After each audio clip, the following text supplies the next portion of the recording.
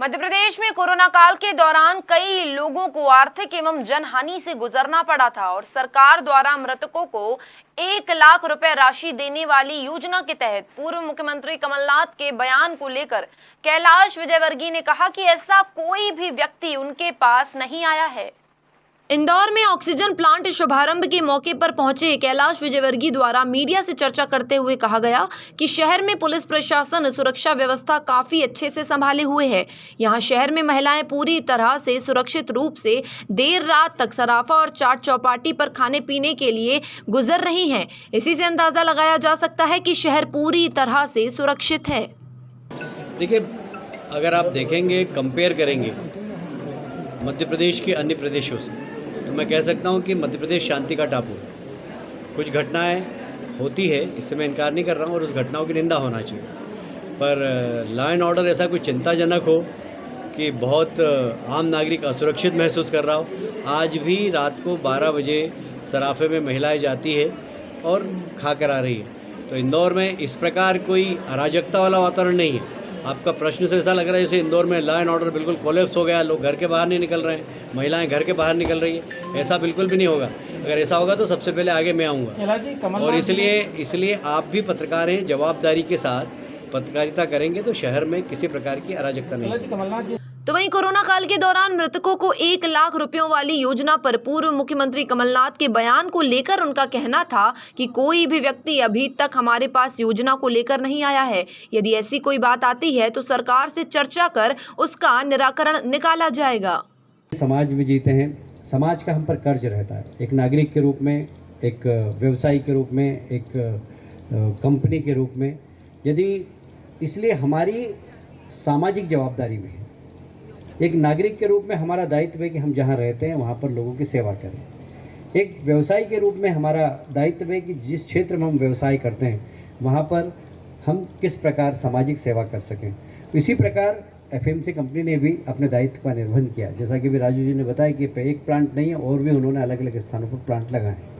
हमारे रमेश जी जो विधायक हैं वो हमेशा जनता के प्रति बहुत जवाबदारी से काम करते हैं और अपनी जो राजनीतिक इच्छा शक्ति का बड़ा ज़बरदस्त वो उदाहरण प्रस्तुत करते हैं। अब ये 16 बेड का अस्पताल है मात्र, और यहाँ पर इन्होंने ऑक्सीजन प्लांट लगा दिया। इंदौर में 100-100, 200 बेड के प्लांट हैं, कहीं पर कहीं नहीं, पर ये 16 बेड का, क्योंकि रमेश जी का क्षेत्र है।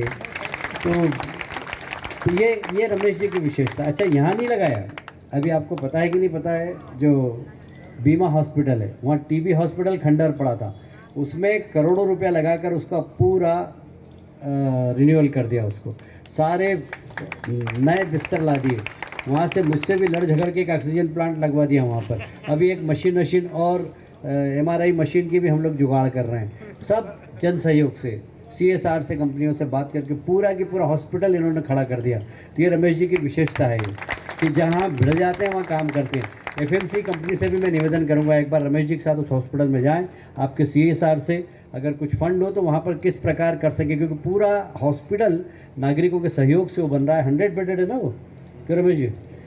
108 बेडेड हॉस्पिटल है वो पूरा।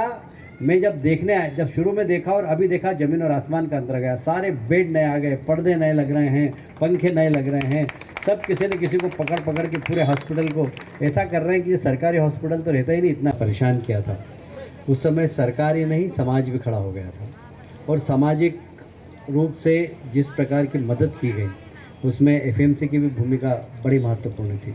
मुझे याद है, मैं उस समय बंगाल चुनाव में था, मेरे साथ गृह मंत्री जी एक कार्यक्रम में थे। उसी वक्त प्रधानमंत्री जी का फ़ोन आया कि ऑक्सीजन का शॉर्टेज बहुत भयंकर हो गया, दुनिया में जहाँ से जितनी ऑक्सीजन मिले सब लेना है हमें। तो गृह मंत्री जी ने मेरे सामने रात को 10 बजे से जो फ़ोन लगाना चालू करे, 1 बजे तक दुनिया के बहुत सारे देशों में उद्योगपतियों को, बड़े बड़े देश के उद्योगपति सबसे बात की। बोले कहीं से भी कैसे भी ऑक्सीजन मिले, और मुझे कहते हुए गर्व है कि देश के प्रधानमंत्री जी ने थल सेना, वायु सेना, जल सेना सबको लगा दिया और जगह लाए और हज़ारों लाखों लोगों की जान बचाई। इसलिए प्रधानमंत्री जी को भी धन्यवाद देना चाहते हैं, क्योंकि वो बड़ा क्रूशियल समय था। उस समय राजनीतिक इच्छा शक्ति की परीक्षा थी और उसमें प्रधानमंत्री जी बहुत पूरी तरीके से सफल हुए। जिस राजनीतिक इच्छा शक्ति के साथ उन्होंने निर्णय लिया और सबको लगा दिया। देखिए, समस्याएं आती है और हमेशा आती रहेगी, पर पर उसका निराकरण किस प्रकार होता है ये महत्वपूर्ण होता है। और इसलिए मैं कह सकता हूँ कि कोविड की समस्या आई हमारे देश के अंदर, सारी दुनिया के अंदर आई, पर यदि आप मोर्टेलिटी रेट देखेंगे, मृत्यु दर देखेंगे, तो दुनिया में हमारी जनसंख्या से कंपेरिजन करेंगे तो सबसे कम मृत्यु दर हमारे देश की थी। बीमारी नहीं हो कि उसके उपयोग की आवश्यकता पड़े, पर कहीं लोग बीमार आए तो यहाँ से स्वस्थ होकर जाए, इस बात की मैं शुभकामना देता हूँ। मुझे अभी रमेश जी इस हॉस्पिटल के स्टाफ की तारीफ़ कर रहे थे कि यहाँ पर डिलीवरी भी अब काफ़ी होने लगी है और काफ़ी अच्छा हॉस्पिटल है। 1 महीने में 100 के आसपास डिलीवरी होती है जी। सीजरन भी यहाँ पर चालू होने की डॉक्टर गोयल बता रहे हैं कि वो भी व्यवस्था हो रही। तो ये हॉस्पिटल अच्छा चले, लोगों को सुविधाएं मिले, पर लोग कम बीमार हो ये ज़रूर मैं ईश्वर से प्रार्थना करूंगा, और जो बीमार हो जल्दी स्वस्थ हो ये भी मैं ईश्वर से प्रार्थना करूंगा। एक बार फिर से एफएमसी कंपनी को धन्यवाद, आप सबको भी बधाई। रमेश जी और मुन्ना लाल जी और भरत जी देशमुख के द्वारा ये जो आपको सुविधा मिल रही है इसके लिए आप सबको बधाई। भारत माता की जय। खैर, शहर में कोरोना महामारी के बाद जिस तरह से आपराधिक घटनाओं का ग्राफ बढ़ा है, इसको लेकर पत्रकारों ने भी अपनी जवाबदारी दिखाई है। इंदौर से जितेंद्र चौहान की रिपोर्ट।